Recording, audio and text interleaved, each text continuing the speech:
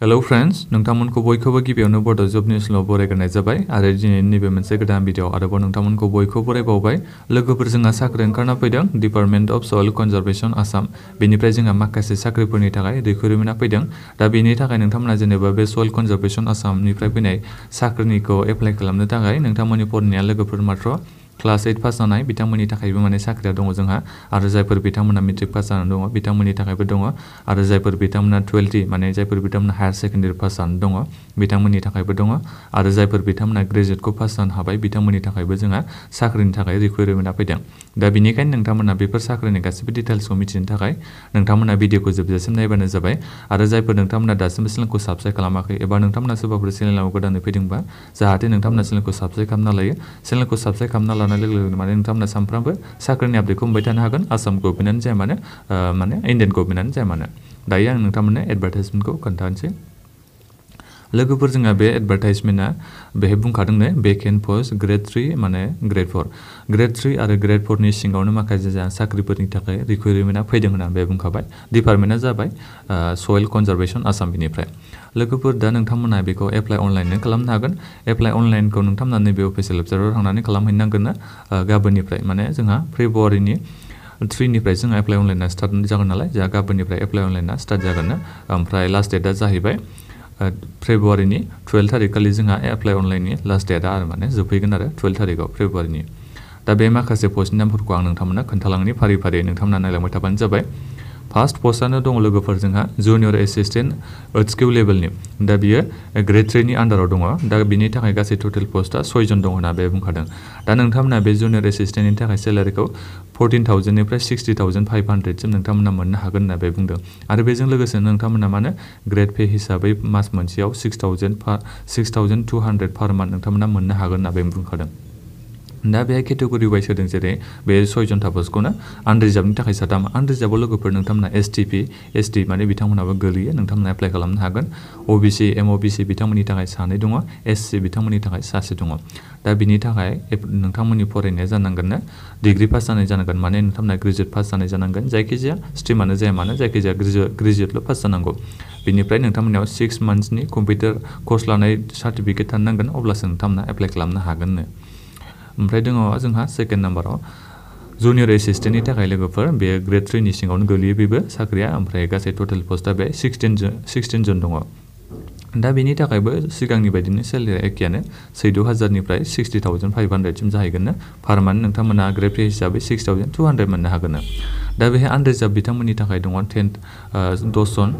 माने माबाया दं आरो माने पस्टआ ओमफ्राय ओबिसि एमओबिसि बिथांमोननि थाखाय साथाम दङ एससि बिथांमोननि थाखाय सानै एसटिपि बिथांमोननि थाखाय सासे दङ दा बिनि थाखायबो नोंथांमोननि फरायनाया ग्रेजुवेट पास जानांगोन आरो बेजों लोगोसे 6 मान्थ्सनि कम्पिउटार सार्टिफिकेट थानो नांगोन ओमफ्राय दङ जोंहा लोगोफोर थार्ड नाम्बार पस्टआव सयल कनजारभेशन डेमनस्ट्रेटर जुनियर दा बिनि थाखायबो माने बेयो ग्रेड 3 नि सिङाव गोलैयो बे साख्रियाबो दा बिनि थाखाय 7 पस्ट दङ सेलारिया दहायनि गोजौनिजों सेम टु सेम माने 14,000 निफ्राय 60,500 मोननो हागोन नोंथांमोना मास मोनसेयाव ओमफ्राय ग्रेड पे हिसाबै मास मोनसेयाव 6,200 नोंथांमोना मोननो हागोन दा बे आनरिजार्भ बिथांमोननि थाखाय माने 7 आनरिजार्भआव मा केटेगरि गोलैयो आं बेखौथ' खोन्थाखाबाय एसटिपि बिथांमोना एप्लाइ खालामजोबनो हागोन दा बेहाय नोंथांमोननि फरायनाया लोगोफोर HSSLC माने नोंथांमोना हायार सेकेन्डारि पास जानाय जानांगोन नोंथांमोना जुदि 12खौ पास जानो हाबायबा अब्ला नोंथांमोना एप्लाइ खालामबानो जाबाय अनलाइनै ओमफ्राय जोंहा 4 नाम्बार पस्टनि नामा दङ लोगोफोर सयल कनजारभेशन फिल्ड वर्कार बेनि थाखाय गासै 85 पस्ट दङ लोगोफोर बेहाय दा बेनि थाखाय नोंथांमोना सेलारिया दहायनि गोजौनि बायदिनो माने सेलारिया सेम टु सेमानो गोजा लोगोफोर 14,000 निफ्राय 60,500 मोननो हागोन ओमफ्राय नाथायबा लोगोफोर बेहाय ग्रेड पेया मास मोनसेयाव नोंथांमोना बे बारा बावसोनै 5,600 पार मान्थ नोंथांमोना ग्रेड पे हिसाबै मोननो हागोन होनना बे बुंदों आनरिजार्भ बिथांमोननि थाखाय बे 47 पस्ट दङ ओबिसि एमओबिसि बिथांमोननि थाखाय 27 दङ एससि बिथांमोननि थाखाय 7 एसटिपि बिथांमोननि थाखाय 7 दङ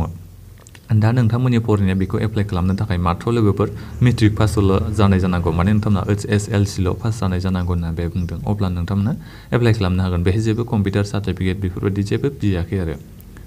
5 नाम्बार पस्टआव दङ लोगोफोर जोंहा सार्भियर बे सार्भियर पस्टनि थाखाय गासै टटेल पस्टआ 7 जन दङ दा बे 7 जननि थाखाय नोंथांमोना माने बे सार्भियर पस्टनि थाखाय सेलारिया दहायनि बायदि सेम टु सेम माने 14,000 निफ्राय 60,500 नोंथांमोना मोननो हागोन ग्रेड पे हिसाबै 6,200 नोंथांमोना मास मोनसेयाव मोननो हागोन दा बेहाय आनरिजार्भ बिथांमोननि थाखाय 3 दङ ओबीसी एमओबीसी बिथांमोननि थाखाय 2 दङ एससी बिथांमोननि थाखाय 1 एसटीबी बिथांमोननि थाखाय 1 दङ दा बेखौ नोंथांमोना बे सार्भियर पस्टखौ एप्लाइ खालामनो थाखाय मात्र नोंथांमोना मेट्रिक पासल' जानांगौ होनना बे बुंदों आरो बेजों लोगोसे नोंथांमोनाव डिप्ल'मा थानांगोन सार्भियरशिप अब्लासो नोंथांमोना एप्लाइ खालामनो हागोन आईटीआई निफ्राय थानांगोन आरो बे सार्भियर माबाया डिप्ल'मा लानाया ओमफ्राय जोंहा दङ 6 नम्बराव स्टेन'ग्राफारनि थाखाय सासेल' दङ बे पस्टआ ओमफ्राय बेहाय सेलारिया सेम टु सेम माने 14,000 निफ्राय जागायगोन मास मोनसेयाव सेलारिया बेनिफ्राय 60,500 सिम जाहैगोन ग्रेड पे हिसाबै 6,200 दा बे सासेल' पस्टआ एसटीपी नि थाखायल' दं लोगोफोर एसटीपी सासेल' माने ओमफ्राय दा नोंथांमोननि फरायनाया बेहाय मेट्रिक हायर सेकेन्डारि पास जानायजों लोगोसे नोंथांमोननियाव माने डिप्ल'मा थानो नांगोन स्टेन'ग्राफियाव अब्लासो नोंथांमोना एप्लाइ खालामनो हागोन बेखौ ओमफ्राय दङ जोंहा लोगोफोर बे 7 नम्बराव फरमेननि थाखायबो जोंहा सासेल' दङ बे पस्टआ दा बेहाय सेलारिया बिदिनो सेम टु सेम माने गोजौनि बायदिनो दहायनि ओमफ्राय ग्रेड पेआनो जाहैबाय बेहाय एसे बारा आरो माने 8,700 पार मान्थ नोंथांमोना ग्रेड पे हिसाबै मोननो हागोन आनरिजार्भनि थाखाय बियो पस्टआ फरमेना ओमफ्राय नोंथांमोननि फरायनाया मात्र मेट्रिक पासल' जानांगौ मेट्रिक पासजों लोगोसे नोंथांमोननियाव डिप्ल'मा थानो नांगोन इलेक्ट्रनिक्स नङाबा मेकानिकआव नोंथांमोना माने डिप्ल'मा थानाय जानांगोन 7 नम्बर पस्टनि नामा दङ जोंहा लोगोफोर 8 नम्बर पस्टनि नामा इलेक्ट्रिशियान बिनि थाखाय सासेल' पस्ट दङ दा बेनि सेलारिया सेम टु सेम माने ग्रेड पे हिसाबै नोंथांमोना 6,200 नोंथांमोना मोननो हागोन आनरिजार्भनि थाखाय सासे दङ ओमफ्राय नोंथांमोननि फरायनाय बे जानांगोन मेट्रिक पास जानाय जानांगोन मेट्रिक पास जानायजों लोगोसे नोंथांमोननियाव डिप्ल'मा थानांगोन इलेक्ट्रनिक्सआव आईटीआई निफ्राय नोंथांमोननियाव माने इलेक्ट्रनिक्सआव डिप्ल'मा थानाय जानांगोन होनना बे बुङो आरो ओमफ्राय जोंहा दङ 9 नम्बराव प्लेन्टेसन मालि बिनि थाखाय 3 दङ पस्टआ ओमफ्राय बेहाय गासै नोंथांमोना माने सेलारिखौ 12,000 निफ्राय मोननो हागोन बेनिया एसे खम जाबाय सेलारिया 12,000 निफ्राय 52,000 सिम नोंथांमोना सेलारिखौ मोननो हागोन होनना बे बुंदों ओमफ्राय नोंथांमोना ग्रेड पे हिसाबै 3,900 नोंथांमोना पार मान्थ मास मोनसेयाव नोंथांमोना ग्रेड पे हिसाबै मोननो हागोन दा बेहाय आनरिजार्भनि थाखाय सासे दङ ओबीसी बिथांमोननि थाखाय सासे एससी बिथांमोननि थाखाय सासे दङ दा नोंथांमोननि फरायनाया बेखौ एप्लाइ खालामनो थाखाय मात्र लोगोफोर क्लास 8 पास जानाय बिथांमोनानो एप्लाइ खालामनो हागोन बेहाय क्लास 8 माने जायफोर बिथांमोना मेट्रिक पास जानानै दङ बिथांमोनाबो एप्लाइ खालामनो हागोन आरो बेहाय दा बेहाय दङ जोंहा 10 नम्बराव पियन पस्टनि थाखाय गासै बे पियन पस्टनि थाखाय 7नि थाखाय ओंखारना फैदों सेलारिया 12,000 निफ्राय जागायगोन ओमफ्राय बिनिफ्राय 52,000 सिम जाहैगोन होनना बे बुंदों ग्रेड पे हिसाबै नोंथांमोना 3,900 मोननो हागोन मास मोनसेयाव आनरिजार्भनि थाखाय 3 दङ एसटीपी बिथांमोननि थाखाय सासे एससी बिथांमोननि थाखाय सासे दङ दा नोंथांमोननि फरायनाया दहायनि बायदिनो सेम टु सेम मात्र क्लास 8ल' पास जानाय जानांगौ बे क्लास 8 पास जानायजों लोगोसे जेबो माने डिप्ल'मा लानांगौनि गोनांथि गैया जुदि नोंथांमोना क्लास 8 पास जानानै दङबानो अब्ला नोंथांमोना एप्लाइ खालामनो हागोन 11 नम्बराव दङ लोगोफोर जोंहा सुकिदार पस्टनि थाखाय बे गासै टटेल पस्टआ 7 दङ सेलारिया दहायनि बायदि गोजौनि बायदिनो 12,000 निफ्राय जागायगोन 52,000 सिम जाहैगोन ओमफ्राय नोंथांमोना ग्रेड पे हिसाबै 3,900 मोननो हागोन होनना बे बुंदों दा आनरिजार्भनि थाखाय बे 2 दङ ओबीसी बिथांमोननि थाखाय 2 एससी बिथांमोननि थाखाय 1 दङ बिनि थाखायबो फरायनाया एखेयानो क्लास 8ल' पास जानांगौ ओमफ्राय दङ लोगोफोर जोंहा बेहाय 12 नम्बराव खालासि पस्टनि थाखाय बेनि थाखाय गासै 4 दङ टटेल पस्टआ सेलारिया 12,000 निफ्राय जागायनानै 52,000 सिम नोंथांमोना जाहैगोन होनना बे बुंदों ग्रेड पे हिसाबै 3,900 नोंथांमोना मास मोनसेयाव मोननो हागोन आनरिजार्भनि थाखाय 2 दङ ओबीसी बिथांमोननि थाखाय 1 एससी बिथांमोननि थाखाय 1 दङ दा नोंथांमोननि फरायनाया मात्र क्लास 8 पास जाबानो एप्लाइ खालामनो हागोन बेखौबो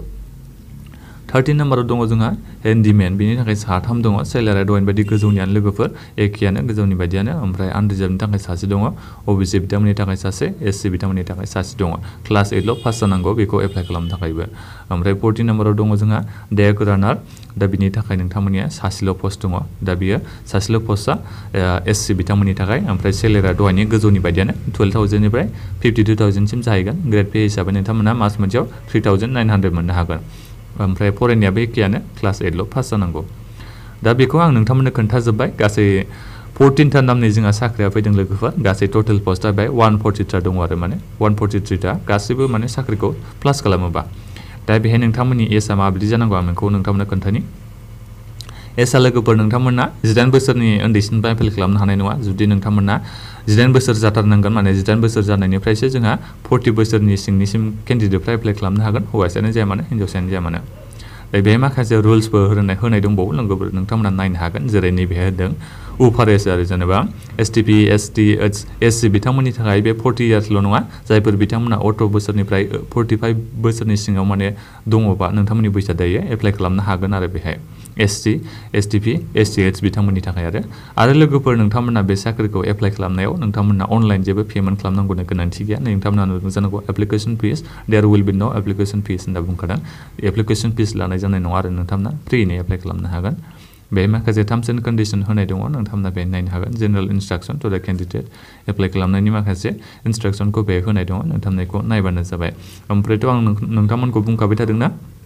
नोंथांमोना जेब्लाबो आसाम गभर्नमेन्टनि साख्रिखौ एप्लाइ खालामनोबा एमप्लयमेन्ट एक्सचेन्ज रेजिस्ट्रेसन कार्डखौ नांखागौ होनना बे बुंखादों आङो जुदि नोंथांमोना एमप्लयमेन्ट एक्सचेन्ज रेजिस्ट्रेसन कार्ड गैया अब्ला नोंथांमोना माब्लाबाबो आसाम गभर्नमेन्टनि साख्रिखौ नोंथांमोना एप्लाइ खालामनो हानाय नङा बेनिखायनो नोंथांमोना सोरबाफोर जुदि एमप्लयमेन्ट एक्सचेन्ज रेजिस्ट्रेसन कार्डखौ बानायाखैबा एबा बानायनो सानदोंबा नोंथांमोना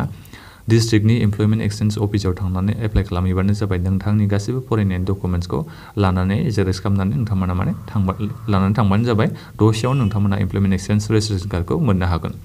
बेखिनियानो लोगोफोर आंथ' नोंथांमोननो गासैबो डिटेल्सै खोन्थाजोब्बायानो आरो बेहाय लोगोफोर नोंथांमोननि डकुमेन्ट्सखौथ' होखानांगोन बेखौथ' आरो मिथिखायो दा नोंथांमोना नोंथांनि गासैबो मार्कशीट सार्टिफिकेट बेफोरखौ नोंथांमोना आपल'ड खालामजोबनांगोन जोंहा एप्लाइ अनलाइना गाबोननिफ्रायसो एप्लाइ अनलाइना स्टार्ट जागोन आं नोंथांमोननो एप्लाइ अनलाइननि लिंकखौ बड' जब निउस चेनेलनि वाट्सएप ग्रुपआव होगोन एबा नोंथांमोना बे भिडिअनि डिसक्रिप्सनाव मोननो हागोन गाबोनै होमबा नोंथांमोना सोरबाफोर जुदि बड' जब निउस चेनेलनि वाट्सएप ग्रुपखौ जइन जायाखैबा नोंथांमोना जइन जाबानो जाबाय आं बे बड' जब निउस चेनेलनि वाट्सएप ग्रुपनि लिंकखौ भिडिअनि डिसक्रिप्सनाव होनानै दोनदों नोंथांमोना जइन जानानै आंनो माबाफोर सोंनांगौ दङबा सोंहरनो हागोन बेखिनियानोमोन नोंथांमोना भिडिअखौ शेयार खालामदो आरो मोजां मोनदोंबा लाइक खालाम आरो माबाफोर प्रब्लेम मोनोबाथ' बुंखाबायानो आङो नोंथांमोना कमेन्ट खालाम नङाबा आंनि बे बड' जब निउस चेनेलनि वाट्सएप ग्रुपआव नोंथांमोना आंनो पार्सनेलि माने कुइसन सोंहरबानो जाबाय बेखिनियानोमोन लोगोफोर गोजोन्थों